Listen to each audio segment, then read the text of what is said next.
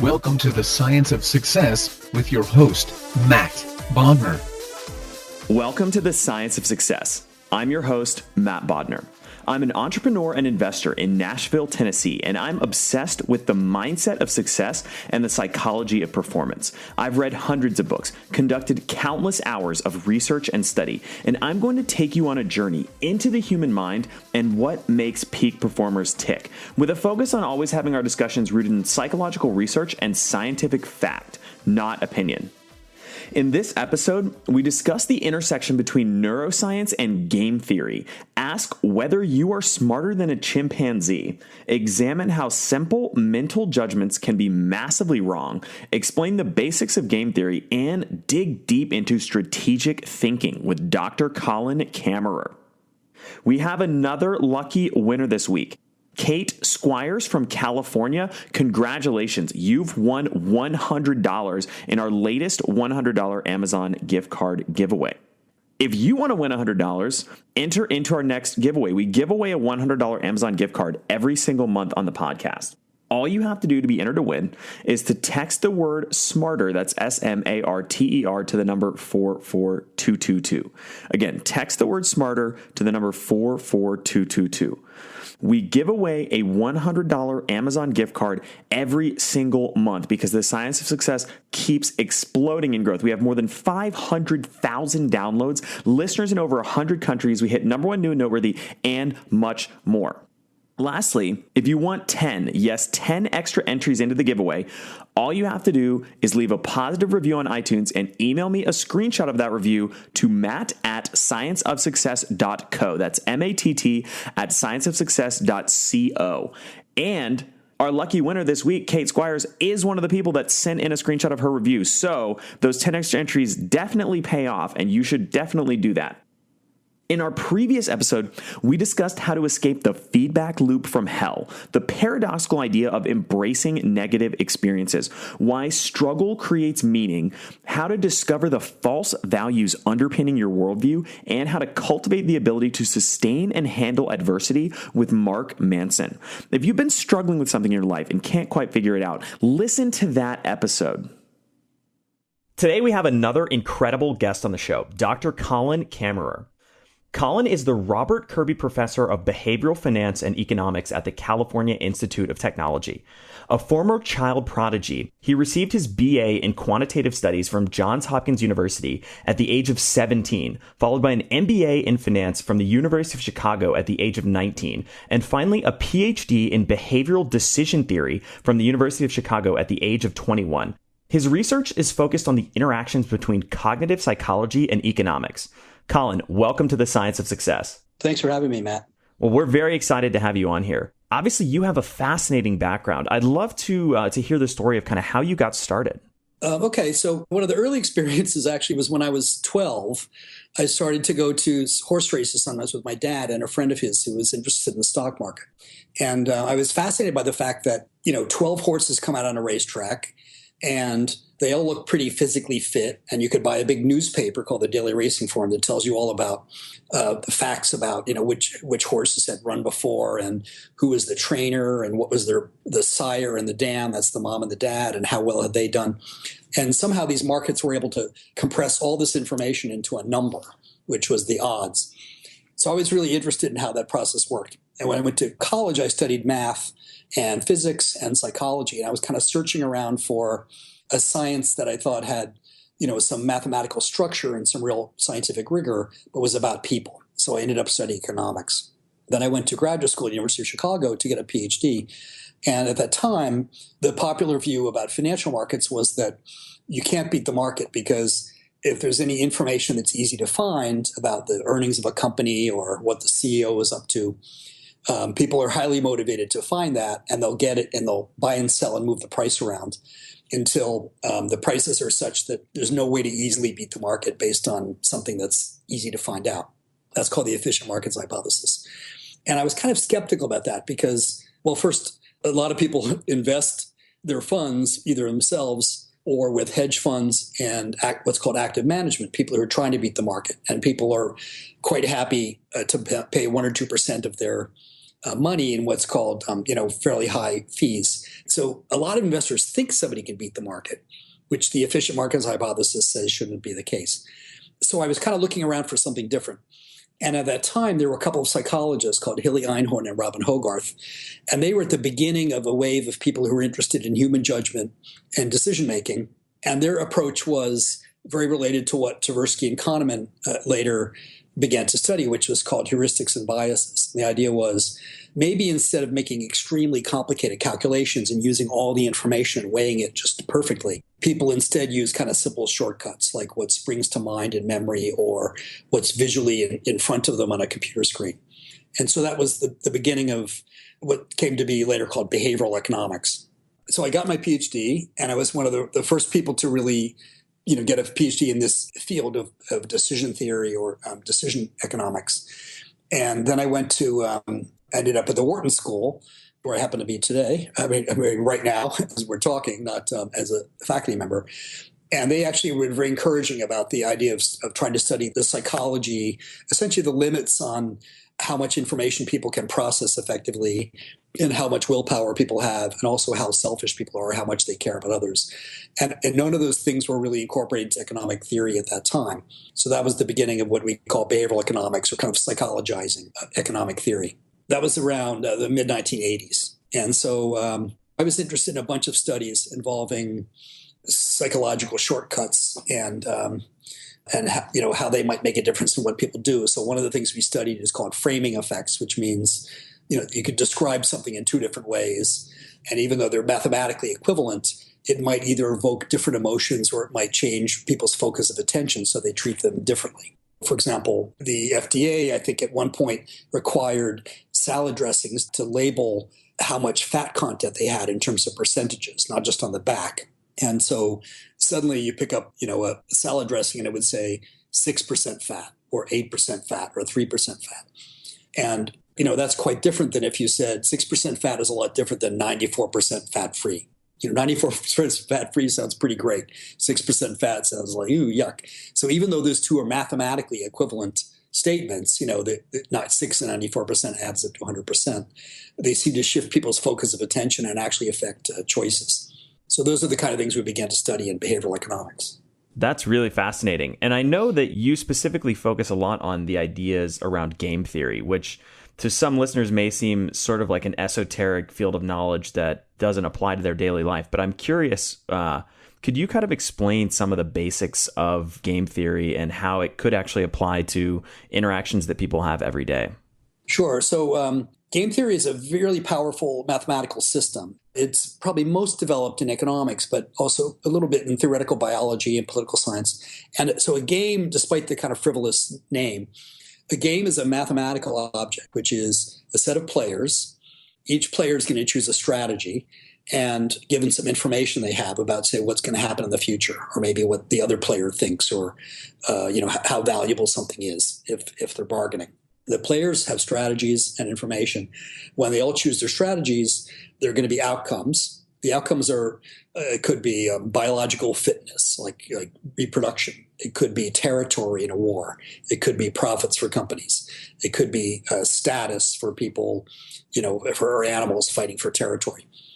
And then we assume that the only mathematics really comes in because we assume that the players can mathematically sort of rank how much they like different outcomes. And that whole system is called a specification of a game. And what game theory is to say, if the players have these strategies that yield outcomes which they value numerically, what are they going to actually do? And the interesting thing is to what extent players can kind of figure out what other players are likely to do by kind of outguessing. And I should add that the players could be animals that have strategies which are kind of innate, strategies like degrees of aggression. They could be much more deliberative. It could be how much a telecom company wants to bid for a slice of phone spectrum that's being auctioned off by the FCC. That was an actual thing that happened not only in the US, the FCC, but in many countries where valuable phone spectrum was auctioned off and tens of billions of dollars were actually bet. So the companies that had to decide, what do I actually bid, employed a bunch of game theorists to kind of tell them, given the rules of the game, should I bid this much or that much? And what do you think other people bid? I don't want to outbid them by too much, much and leave money on the table, but I don't want to get outbid and underbid and lose. And so those are the kinds of things game theory is used to study.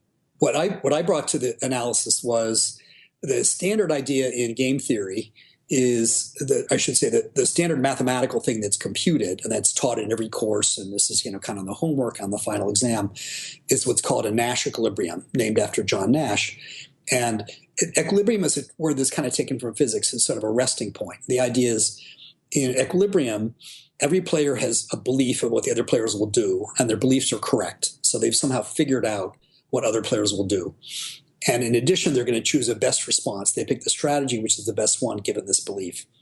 So one way to think of an equilibrium is, suppose you played tic-tac-toe lots and lots and lots of times. And if you ever made a mistake, you corrected your mistake the next time. After lots of play, everyone would know the strategies of the other players, and they would be choosing the best strategy for themselves. And it would be actually kind of a boring game, but mathematically it would have a nice, precise structure. So what we started to look at was non-equilibrium or kind of pre-equilibrium game theory, meaning what if people haven't figured everything out yet? What kind of things could happen then? So I'll give you a simple example that's not too hard to think about numerically, which we call a beauty contest game. And let me explain it first, and then I'll say where that name comes from. So in this game, which we've actually done in lots of experiments for money, everybody picks a number from 0 to 100.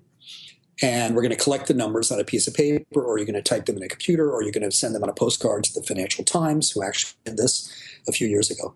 And we're going to collect all the numbers, 0 to 100. We're going to compute the average number and take 2/3 of the average. And whoever is close to 2/3 of the average is going to win a fixed prize. So everyone wants to be a little bit below average, knowing that everyone else wants to be a little bit below average. And if you figure out the mathematical equilibrium, this is the kind of thing that would be on a final exam in a course, the equilibrium is the number which is the only number which everyone, if they believed everyone else would pick it, they'd be best responding and their beliefs would all be correct, and that's 0. But when you actually do the experiment, what happens is you get a bunch of people who pick numbers anywhere from 0 to 100, 60, 40, let's say it averages around 50. There are a number of other people who seem to think, I don't know what people will pick. It could be anywhere. So let's say they'll pick 50. So I'll pick 33, which is 2/3 of 50. So if you think others are going to randomly choose in the interval of numbers and you're trying to match 2/3 of the average, you'll pick 33.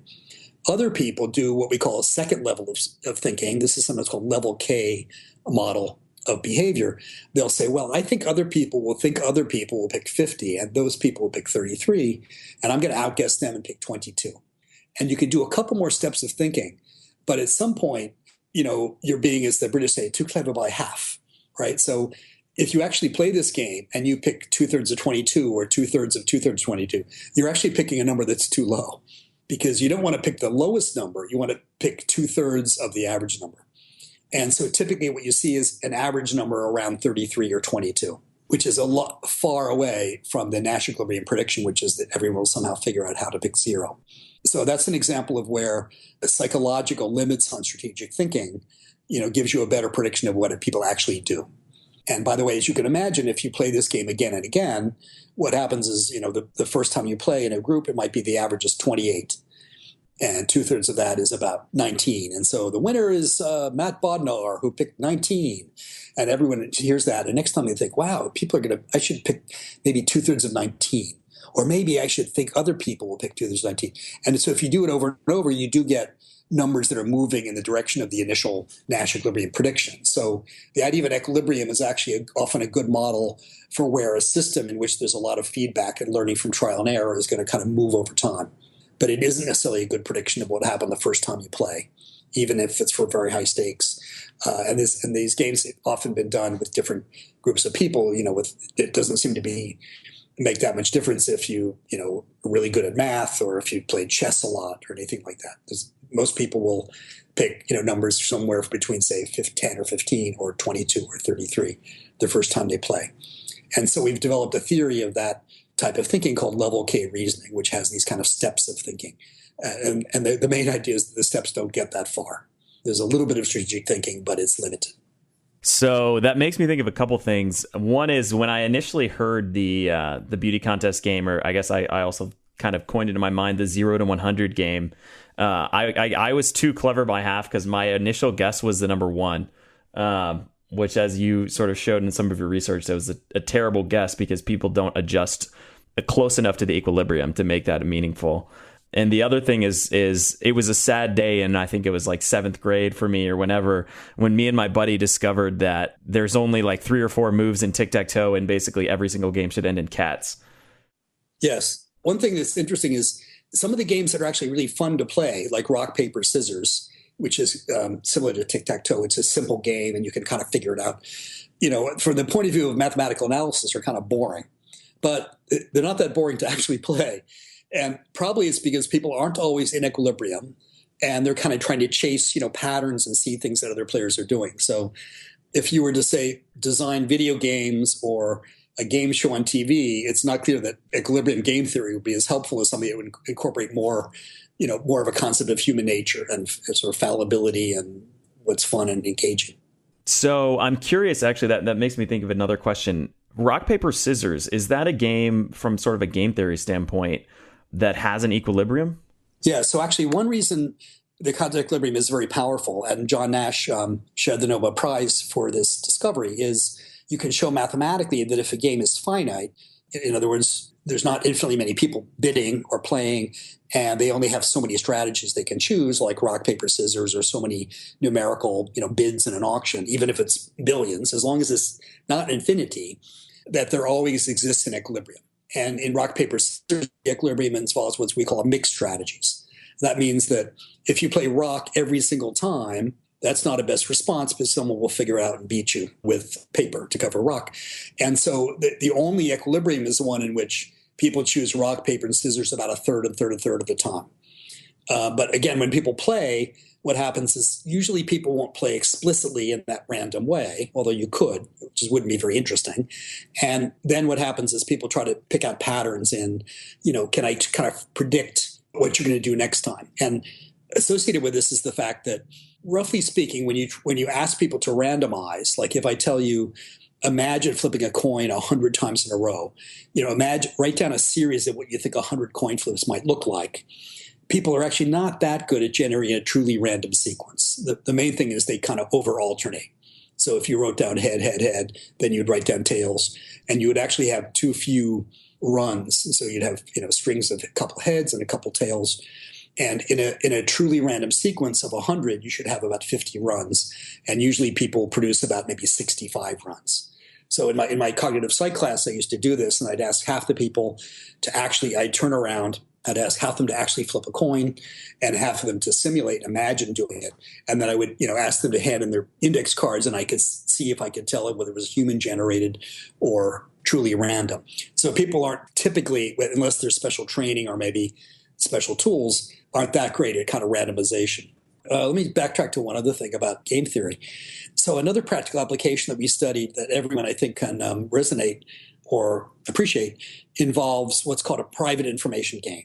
And so private information is a wrinkle which you don't have in rock, paper, scissors, and you don't have it in the 0 to 100 game, which is that one person knows something the other people don't know, but everyone knows that there's private information. So for example, the kind of game we studied, and here we go away from the simple, clear games in the lab to the messy world, involved movies.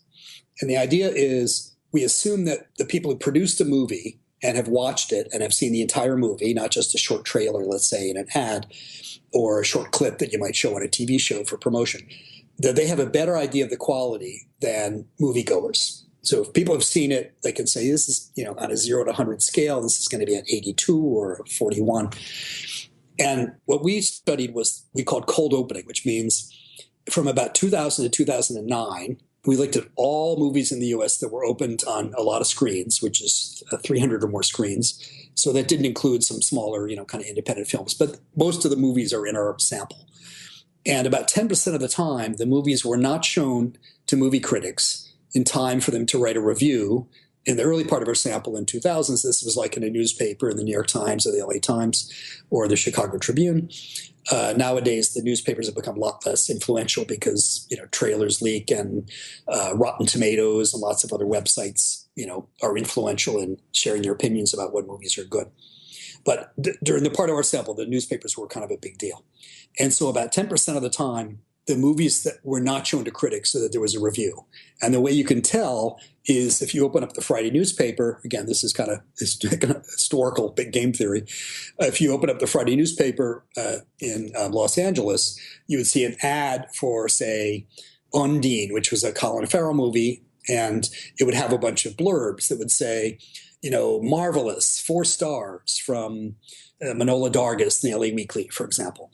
And so the way those stars got there was that a version of the movie was sent to the critics a couple days early, and they would prepare the reviews, and then they would give it to the studio so they could put it in the print ads on Friday. So in the Friday paper, you'd see a print ad that had if it was flattering, that had a quote from a critic, and then in the same section of the newspaper, you'd see the critic's review that would say, "I love this movie on D." Meanwhile, the movie Killers with Katherine Heigl and Ashton Kutcher was not shown to critics in time. And so if you open up the print ad, there's a picture of the 2 stars, Killers, the name of the director, and it has no quotes from critics at all because critics weren't allowed to see it.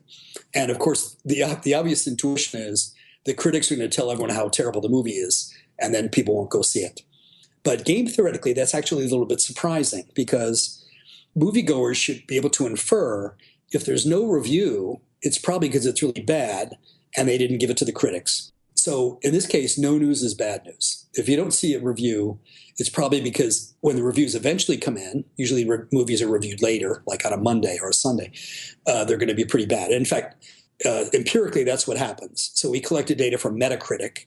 Metacritic is a great website, by the way, which averages from about 5 to 20 or 30 different critical reviews. And you get a beautiful little Gaussian normally distributed distribution where, most movies are around a 50 on their 0 to 100 scale. And if the movies are a 20 or below or 25 or below, which included the Ashton Kutcher and Katherine Heigl movie, then the chance of not showing it to critics is much higher. So if you don't see a critic review and you kind of knew about the statistics that we had gathered, you should say to yourself, a lack of review is the same as a bad review, basically. But we took our theory of level K thinking, and the level K theory says some moviegoers are just kind of naive. Those are like the people who pick 50 in the 0 to 100 game. They're just not thinking strategically, well, wait a minute, what are other people going to pick? Because I should be responding to them. And so the naive moviegoers say, oh, I didn't see any movie review. That doesn't mean anything. It's probably kind of average. It's not average. If there's no review, statistically, it's below average. But the way we could tell that the moviegoers were being naive was if you write down some very fancy math and look at the statistics, the prediction is that the movies that aren't shown to critics will earn about 10 or 15% or more than they really should, given their actual quality, because people are naively guessing the quality is much better than it is, and too many people will kind of go to those movies. And so we looked at all the data and did a very careful statistical analysis, and it turned out to be consistent with this theory that there's some degree of moviegoer naivete.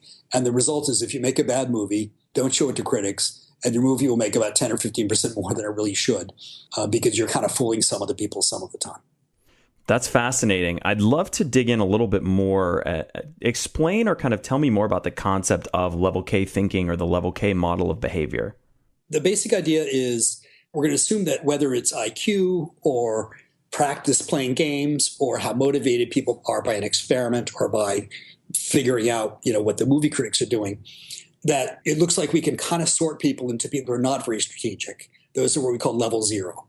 And that means that we think probably what's going on is that they're picking sort of a salient, simple strategy. Maybe something just pops out. Or they're exhibiting naivete, like the moviegoers. They open the ad or they see an ad on TV, and the ad doesn't have any critic information. And they kind of don't notice that there's no critic information. So they assume that no critic information is kind of like average. And then level 1 players are players who think that other people are level 0. So in the 0 to the 100 game that we talked about earlier, those are people who think, I think other people have no real clue. They're going to pick numbers around 50, like lucky numbers or, their birthdays or something like that. And I'm going to pick 2/3 of that. So these players are being a little more clever because they have a concept of what others will do, and then they're responding to it. So these would be something like a moviegoer that says, if the studio is smart, then they're not going to show the worst movies to critics. But I can't tell beyond that, how smart they are or how bad the movies are. And level 2 players think that they're playing level 1 players. So they're going to pick 22 as a response to 33, and so on and so on. And so you can write down a kind of sequence of these types of players. The zeros choose something that's kind of focal or random. The ones think they're playing zeros and they respond. The twos think they're playing ones and they respond.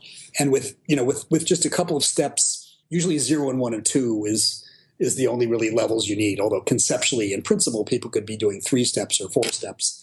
And you might get that sometimes like in a very complicated novel or like a spy novel where I think that he thinks that she thinks, and there's double agents and things.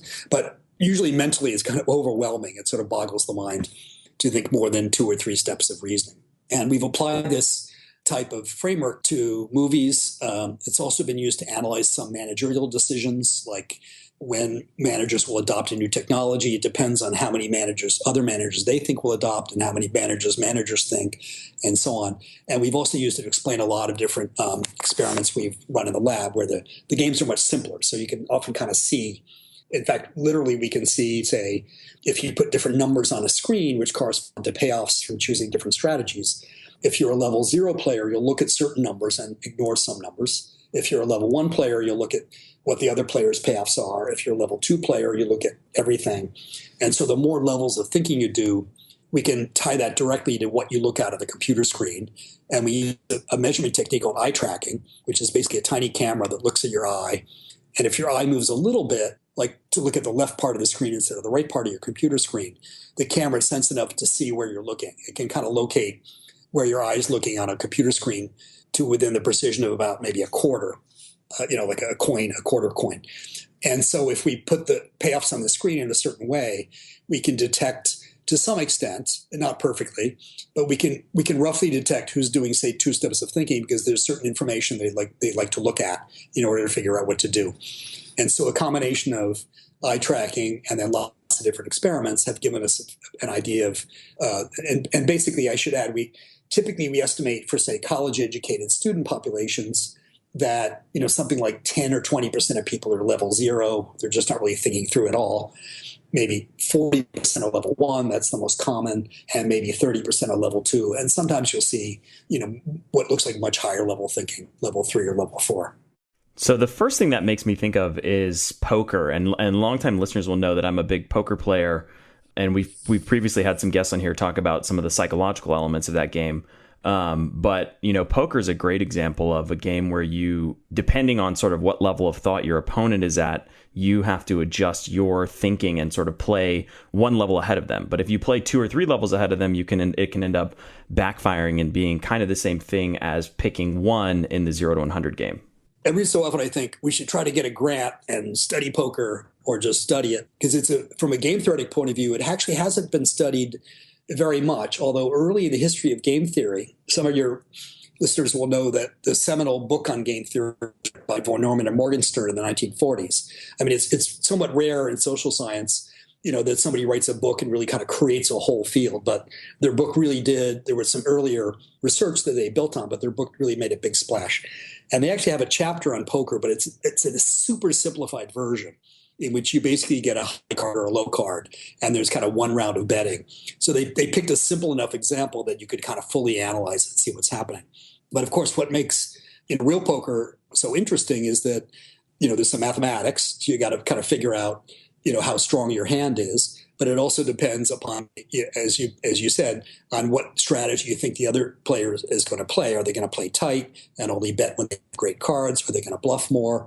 People who play poker a lot often talk about building kind of a model of the opponent, which is essentially a kind of a level, what level is this person playing? And as you also astutely pointed out, much like in the 2/3 of the average game, if you kind of overplay your opponent as if they're really, for example, if you think they won't fall for a bluff, you may not bluff enough. And so you're kind of leaving money on the table. And it's also a cool game from a psychological point of view, because if you play face to face, you may have all kinds of, information conveyed by facial expressions, which is something really that neuroscientists have studied for a long time, including with animals. And of course, there's the idea of a poker face, which is related to what we call emotional regulation. You have really great cards and you don't want to show that in your face. or you have terrible cards, you don't want to show that in your face. And the concept of tells, that in other words, people, only a certain amount of emotions can be well regulated by us, right? So unless you're a sociopath or a fantastic actor, it may be hard to control your emotions fully. So somebody who's really can figure out what your tell is when you have terrific cards over hours and hours of watching, you might be able to essentially infer your hidden information, what we call private information in game theory, from what's on your face or from your fingers tapping or brush your hair and so forth. Well, I personally definitely would advocate you studying poker. I think that'd be fascinating, and I'd love to dig into that research at some point. Usually, and especially in places like Caltech, we have a lot of freedom to study what we're interested in. And the nice thing about poker is I don't think we'd have any trouble getting volunteer subjects to play. And of course, there's lots of online data. There's no shortage of interest in and ways in which you could dig into poker as a neuroscientific, psychological kind of test bed. And of course, probably a lot of the basic processes are, like bluffing or mind reading or face reading, happen in other kinds of things like bargaining and, other things that are important in political science and economics and, everyday life. I'm curious, going back a little bit to the level K model of behavior, why do you think people get stuck in sort of level 1 or level 2 of strategic thinking? Well, one variable that doesn't predict perfectly, but it is correlated. The correlations are around like 0.3 or 0.4, where 0 is no correlation at all and +1 is perfect. And in these kind of social science type data, we rarely get +1. So 0.3 or 0.4 is not too bad. And anyway, a variable that's correlated about 0.3 or 0.4 with steps of reasoning is working memory. And so working memory is basically, I read you a list of digits, 4, 3, 4, 6, 1. And then you have to quickly remember how long the list was and get the digits correct in order. And so some people can remember 5 or 6 digits. That would be a pretty short working memory span. Some people can remember 8 or 9. And working memory, like how many things can you kind of keep track of, turns out to be a pretty good, solid, but modest correlate of lots of types of intelligence and ability to be cognitively flexible, and also the number of steps of reasoning you do. So people with more working memory tend to be more likely to make choices that are consistent with level 2 reasoning. So if I looked at the 0 to the 100 game, and I looked at people picking around 50 and around 33 and around 22 or lower, or someone like you picking 1, which is a good guess if you're playing highly sophisticated people, but not for the first time, you would get you probably would get, kind of a nice correlation, a modest but a positive correlation between the number of things people can keep in mind, like numbers, and then how many steps of thinking they do when they're thinking about games. Changing gears a little bit, I'm curious, one of the things you've talked about, and you may have touched on this earlier, is the idea of the theory of mind circuit. Can you extrapolate on that a little bit? Sure. So this is an idea that actually came originally from animal research. Starting in 1978, there was some beautiful but very early studies with chimpanzees. And the primatologists called Premack and Woodruff and others were interested in whether chimpanzees have an idea that another animal could be thinking about something differently than they are. And so shortly after that, some philosophers actually suggested a really clever test for a theory of mind, which is called the false belief test. And the idea is, often it's done with children with a kind of storyboard, or you could make a little video. But I think hopefully I can describe it well enough that people can get the idea, or they can Google and learn more.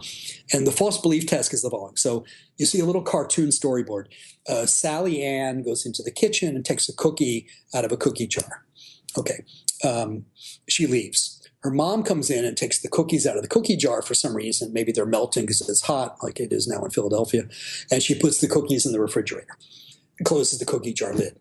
And of course, Sally Ann doesn't see that because she went outside. The mom leaves, Sally Ann comes back. The question is, where does she look for the cookies? And so if you follow the storyboard, the cookies are in the refrigerator. But if you have theory of mind, you have the capacity to know that Sally Ann thinks the cookies are in the cookie jar because you saw something, the cookies being moved from cookie jar to refrigerator, that she didn't see. And it turns out when children are 2 or 3, they will typically say, oh, she'll look in the refrigerator. And the reason is the kids know something, which is where the cookies are, and in a way they can't imagine that somebody else doesn't know it. So they think the cookies are in the refrigerator. Sally Ann must know their cookies in the refrigerator. So they're not able to maintain a concept of something being true where the cookies are and somebody else having a false belief. And as the kids get older, typically around 5 years old, and this is a very solid finding from many different cultures, and it doesn't seem to matter whether the kids are illiterate or it's a developing country. There's been studies in several different continents, including Africa and Australia, and that around 5 years of age, the kids realize, I know the cookies in the refrigerator, but Sally Ann thinks they're in the cookie jar. And so that's the correct answer. So this test and a number of other ones have shown that there seems to be a somewhat distinct mental circuit called a mentalizing or theory of mind circuit.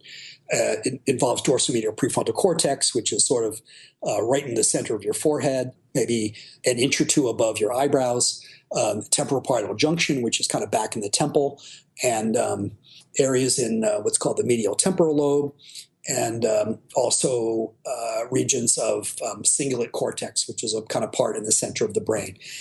And so another way to study mentalizing, which is shifting to the neuroscience, is some colleagues of mine have developed what they call the why-how test. And so if you might show, for example, a picture of somebody inserting a screwdriver into a toaster oven. And the how question is, how are they holding the screwdriver? Well, left hand, right hand. And that doesn't really require any theory of mind. It doesn't require you to think about the intention of the person or what's in the person's head. It's just, a physical activity. So that does not require a theory of mind. The why question is, why are they using a screwdriver in the toaster oven? And the answer might be it's broken, or they're trying to get the toast out, or something like that. That requires mentalizing. It requires to think about the person's intention, why are they motivated to do things in that way? And so if you show people a series of why questions and a series of how questions, and you ask which areas of the brain are differentially active when they're figuring out why versus how, you get a nice clear map of what's called this mentalizing network. And a few studies have linked that to game theory, so that people who are doing more strategic thinking, like picking a lower number in the 0 to 100 game, or presumably other games, or people who say, wow, there was no movie review, that's probably bad news, because I think the studios know if it's good or not, and if it's bad, they don't show it to critics. So they're making a strategic inference about the knowledge that another mind has, in this case, the studio. And so there's some evidence that more activity in this mentalizing region is associated with more strategic thinking in terms of these level K steps. As some of your listeners, again, will know, one of the reasons people became very interested in this mentalizing circuit is that children who are autistic tend to be slower to get the right answer in the false belief tasks. And that, the idea is that part of autism is not necessarily a full inability, but a kind of weakness, or what clinicians call a deficit, in the ability to think that other people know things or think things that are different than what you know. So the weak theory of mind is thought to be associated with autism. That's somewhat debated because these things are never quite that simple. But the first couple of decades of research, I think, are pretty solid about the existence of theory of mind and mentalizing and where it seems to be in the brain. And some of the medical questions about autism are a little more up in the air. You mentioned chimpanzees. Tell me a little bit about the strategic differences between human and chimpanzee brains, and are we smarter than chimps? So we've done a little bit of work on that. And first, anytime you work with animals, and the same thing with children, actually, it's harder to make very solid conclusions, because we can't ask the chimpanzees questions, and we're never absolutely sure that they understand what we're trying to do. And also, the chimpanzees are usually motivated to do experiments by little cubes of food. So if they're just not hungry, they're going to look like they're dumb. But it's not that they're dumb, it's that they're not competing for rewards. So subject to that caveat, my collaborator Tetsuro Matsuzawa, who works in Japan, has a theory of what he calls the cognitive trade-off hypothesis. And the idea is kind of a very simple one evolutionarily, which is in the chimpanzees' natural ecology, it's really important for them to be able to play hide-and-seek games and to keep track of predators and prey, and to do certain kinds of rudimentary strategic thinking. So, for example, if a bunch of fruit falls from a tree, it's really helpful if they can keep track of where the different pieces of fruit might have gone and where they are. And that takes a certain kind of working memory, right? Instead of a string of digits like we talked about earlier, 1, 6, 7, the working memory that the chimps need is spatial working memory. Where did all this stuff go? And if they can do that better than other chimps, they can run and get food more quickly. So he has some evidence that, especially with training, the chimpanzees are really good at spatial working memory. And the way he does it experimentally is to show them a bunch of numbers on a screen, like 1, 4, 3, 2, 6, in different places of the computer screen for 200 milliseconds, which is very quick. You can just barely see the number. And then the numbers disappear and they're replaced by black blocks. And in order to get a food reward, the chimp has to press the black blocks, which correspond to the numbers in order. So wherever the digit 1 was originally, he has to press that box first. And then if the next digit was 2 in order, he has to press that. And if the next was a 4, he has to press that. And you can see on their website at the Primate Research Institute called PRI, you can see some videos of this. And the highly trained chimps who do this thousands and thousands of times, they get really good at it, are really good. They're really good with 200 milliseconds exposure and a lot of training. With 5 or 6 digits in a sequence, they can get about 80 or 90% correct. And people actually really aren't as good, although it's a little controversial because it's hard to get human beings to do it for 10,000 trials. So there's very few cases where people have been as trained as the chimpanzees. Anyway, so that motivated the idea that maybe the chimps are actually just really good, better than us, at keeping track of sequences of information that resemble, something like fruits falling in the forest that's useful for them in their adaptation. And by the way, the cognitive trade-off part comes in the following way. So the chimps are basically kind of like kids up until age 2 or 3. And so a lot of the play they do among the chimps playing with chimps, kids with kids, is, play that's kind of like practicing for strategic interactions or games that probably had some adaptive value as they were growing up. So they play hide and seek, or the chimps are often status dominance is very important for them. So they'll kind of wrestle and sort of like play fight, to see who's stronger. And the difference in humans is once children start to talk, a lot of their mental attention and probably brain matter is now still devoted to this amazing tool, which is called language. And also children will shift over at age 2 or 3 or 4 to what's called group play. So kids who are little will just play by themselves. Like you get a bunch of kids in a room and they're all sitting playing completely independently, like little assembly line workers. When they start to talk, then they can start to play much more interesting games that involve talking to one another and bluffing and things like that. But the chimps never advance to that next stage. So in a way, they get a lot more practice in their playtime in games that may require a certain kind of working memory, like hide and seek. Where did that person run off to? I'm going to go look for them there. Or where did somebody hide last time? I'm going to switch to a different location so that they'll go to the old location and not the new. And so Matsuzawa's hypothesis is that the chimps get this kind of endless childhood of practice in games that involve working memory and hide and seek. And so we actually did some experiments with chimpanzees where they don't actually play hide and seek, but they see a little computer screen. It's basically an iPad with Gorilla Glass or chimpanzee glass, so they can't smash it. And a little light comes up and they either press on the left or the right. And there are 2 chimpanzees actually next to each other in a glass cubicle. And for various reasons, we used mother and sibling pairs. So it's like a mother and a little son and mother, little son, and one mother and a little girl, chimpanzees. And one of the chimpanzees is a hider, which means they want to pick left when the other person picks right. And so they both see 2 separate screens and they're picking at the same time. And so the hider gets a food reward if they mismatch. If I hide, I pick left, you pick right. Ha, it's as if you didn't catch me on the computer screen. The seeker gets a food reward if they match. So if they both choose left, food reward for the seeker. The hider gets nothing. And when they play this game hundreds and hundreds of times for food, 2 things happen, which are interesting. One is that their choices, they seem to do a better job of keeping track of what the other chimpanzee has done in the past and then responding to that.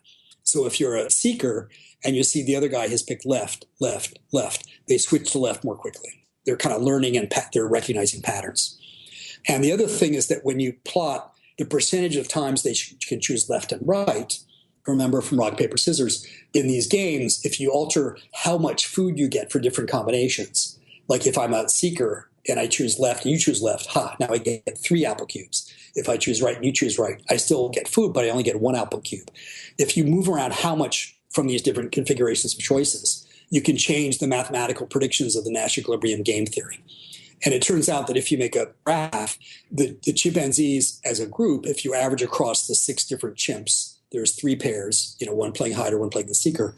The chimpanzees are incredibly close to theory. I mean, I claim I know a lot about this, but maybe not everything.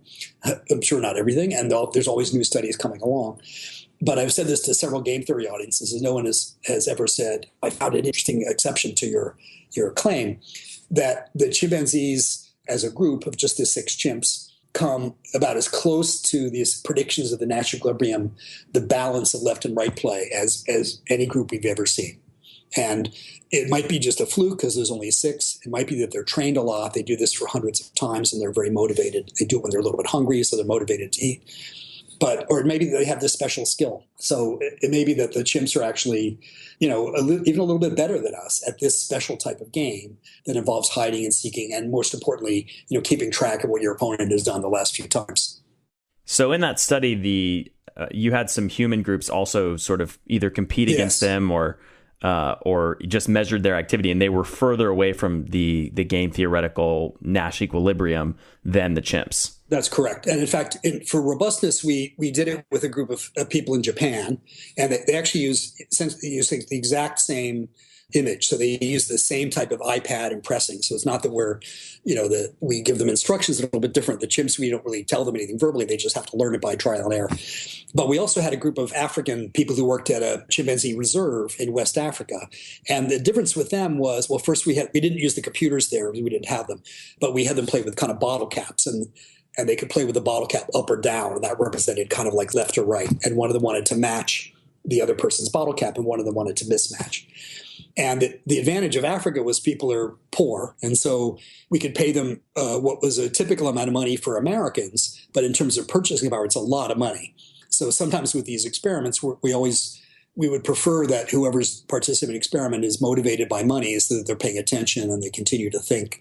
And so the Africans made the equivalent of, in half an hour or 45 minutes of playing a couple of hundred times with each other, they made the equivalent in U.S. purchasing power, maybe $150. So that, and you can tell by watching them, and, they were kind of really into this. This is sort of pretty important. But even then, their patterns and their data looked very much like the Japanese people, even though the literacy levels are different and they're from 2 different continents and their genetic material is probably a little bit different. And their incentives were quite different. But if you plot the human groups, the 2 human groups, Japanese and Africans, look quite similar. And then the chimps are just off in this land of their own, smack, within 1% of where the mathematical prediction says they should be. So for listeners who want to dig into not only kind of that, but just game theory more generally and some of the things we've talked about today, what resources would you recommend that they check out? Books, websites, etc.? I think one that's sometimes used as an undergraduate text, so it's not too technical and it's well written, is by Avinash Dixit, D-I-X-I-T.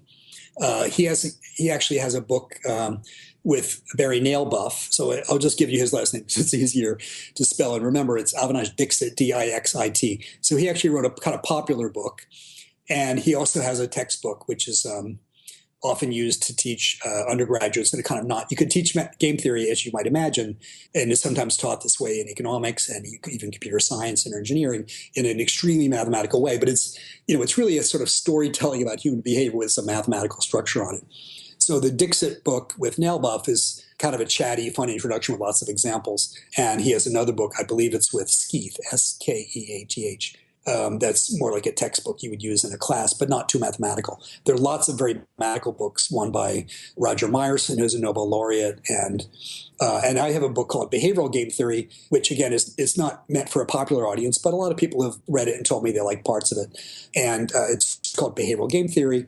And that's aimed at, say, advanced undergrads who know a little bit about game theory, but they're mostly just interested in, how do people, and sometimes children or chimpanzees, actually play these games? And are there principles like this level K thinking besides equilibrium thinking? What are the different kinds of mathematical ways we approach this? And so there, I hope my book, unfortunately, it's not a trade book. It's a university press book, so it's not very cheap. But there probably are used copies on Amazon that are not as highly priced as textbooks usually are. And again, it's not written I didn't make a big effort unlike with Dixit's books to reach a big audience, but I hope at least some of your listeners who are willing to put up a little bit more math would find it interesting. Anyway, there are a bunch of books, although there isn't, unlike Danny Kahneman's book, Thinking Fast and Slow, there hasn't been a really great, fun game theory book written with lots of cool stories. Maybe I'll write one someday or somebody else will. But for so far, Avinash Dixit's book, I think, is the best one. And what is one piece of homework that you would give listeners? Well, I think, Abraham Lincoln, said, think as twice as much about the other fellow as about yourself. And so the usual kind of mistake people make is to think about what they can get out of something and not to sufficiently think, what motivates the other person? What are they likely to do? If I'm very tough in negotiation, will they walk away? Yes or no? If I'm really easy in negotiation, will something good happen? And so, the level 0 players that we're talking about, by definition, are not doing anything strategically thinking. They're not saying, why is somebody doing this? What is their motive? What do they know that I don't know? And so often a little bit of analysis like that, it goes a pretty long way. Where can people find you online? On Twitter, my Twitter is CF Camerer, CFCamerer. And I do have a website, although it's not up to date particularly recently. And I haven't written... I'm on Facebook, but I don't post very regularly. Twitter, I usually comment on certain things, and I also try to, if I come across a recent research paper, sometimes they're quite technical, and sometimes they're more, there's a fun, really interesting takeaway. I'll kind of use it to advertise sometimes my own research and other papers. I think that people who are kind of interested in science at the level of your listeners might find fun to read. Well, Colin, this has been a fascinating conversation, and I just wanted to say thank you so much for being on the Science of Success. My pleasure. Thanks for having me. Thank you so much for listening to the Science of Success. Listeners like you are why we do this podcast. The emails and stories we receive from listeners around the globe bring us joy and fuel our mission to unleash human potential. I would absolutely love to hear from you. I read and respond to every single email that I get from listeners. My email address is matt@scienceofsuccess.co. That's MATT @scienceofsuccess.co. Don't hesitate to shoot me an email, say what's up, say hello, tell me what you think about the podcast. I would love to hear from you. Remember, the greatest compliment that you can give us is a referral to a friend, either live or online. If you enjoyed this episode, please leave us an awesome review and subscribe on iTunes. That helps more and more people discover the Science of Success. It's unbelievable. Every single review makes a huge impact in the iTunes algorithm. So if you've been listening for weeks, if you've been loving the show, please leave us that review on iTunes. And if you remember, Kate Squires left us a review last week. She won a $100 Amazon gift card because she did that. So if you want to be entered to win that gift card, all you have to do is to text the word SMARTER to the number 44222, and you'll get 10 extra entries if you leave us a positive review on iTunes and send me an email of it. Thanks again, and we will see you on the next episode of The Science of Success.